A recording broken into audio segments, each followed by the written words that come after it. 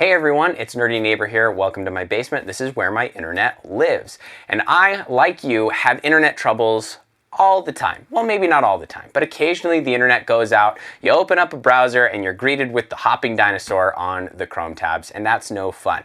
So what do you do to fix your internet before reaching out and calling your internet service provider or ISP? What can you do to fix your internet? Now, a lot of people know that one of the things you should do is you should unplug your router and then plug it back in.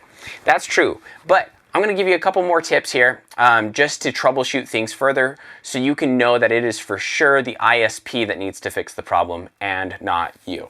The first thing I want to point out here is that there is a difference between a modem and a router. The modem brings the internet in from the road to your house, and then the router is what transmits it throughout your house. I should point out that sometimes there are modem router combos, and sometimes people don't have a modem, they have a different sort of what is known as a PoE box, a power over Ethernet box. And it has some other kind of signal that they're working with. But usually, especially if your house was built or you live in a kind of a newer development, then you're gonna have a modem and you're gonna have a router, and they are going to be separate. These two boxes are what carry your internet throughout your house and what provide your house with the internet. So the modem is actually what's receiving the signal from your ISP. The router is receiving the internet signal from the modem. So what you could do is most people will go and they'll just unplug their router and they'll plug it back in, and sometimes that doesn't work because it could be that the trouble is actually a little bit more upstream. So what I would actually recommend is that if you're having internet troubles, what you should first do is unplug the modem. And then what you're going to do is when you unplug the modem, you're going to wait for 15 seconds. There are little capacitors and things that hold a charge inside your modem, and you're going to want those to deplete completely before you plug it back in. This will force your modem to restart completely, reconfigure all of the settings so you're not stuck with some broken settings or some messed up settings inside your modem. This is the easiest way to completely reset your modem, is to unplug it, wait for everything to discharge, at least 15 seconds, but you might want to wait for up to a minute, and then plug it back in. If that doesn't work, do the same thing with the router. So I would recommend doing the modem first and then the router. Or if you want, you could unplug both of them at the same time, wait 15 seconds, but plug the modem back in first. That's because it's receiving the internet from the ISP first and then transmitting it to the router. So you don't want the router to start and configure itself before the modems started and configured itself. So unplug the modem, unplug the router, plug the modem back in, plug the router back in. Now, there are some lights down here on your router, and I'm going to show you a picture up close so you can see. The light on the far left is just indicating that it has power. The next one over indicates that it is in fact getting an internet signal, and then the next two, the 2.4 gigahertz and the 5 gigahertz, are indicating that it is delivering that signal to various parts in your house. It's transmitting that signal. Let's say that you've unplugged your modem and you've unplugged your router and you are still not getting an internet connection, that second light.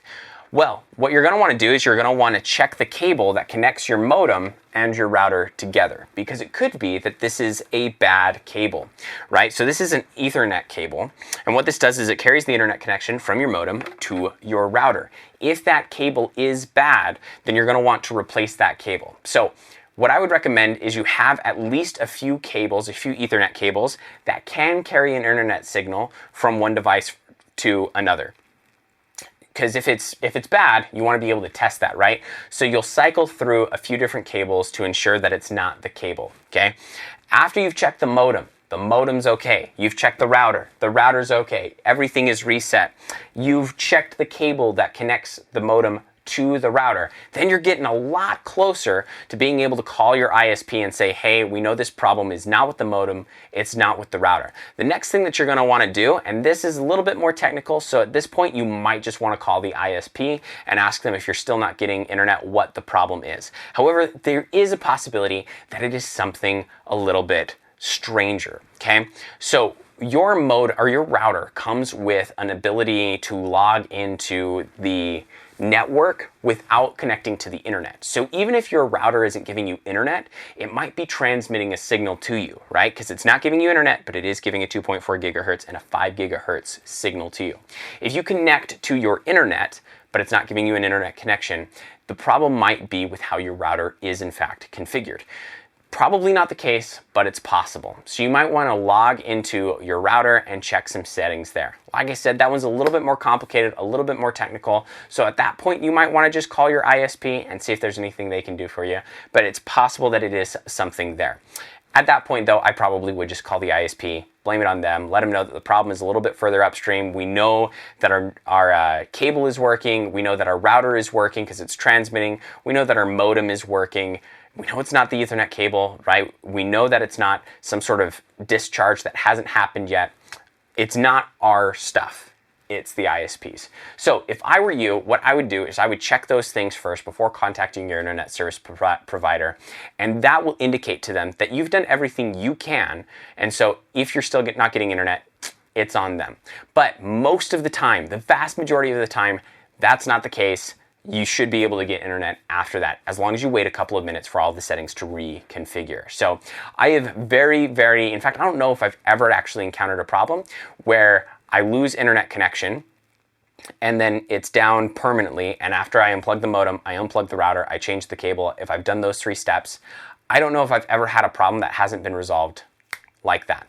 But I have encountered other people's internet having that problem. So go ahead and give those a try. Let me know if you have any questions in the comments down below, and we'll see you in the next one.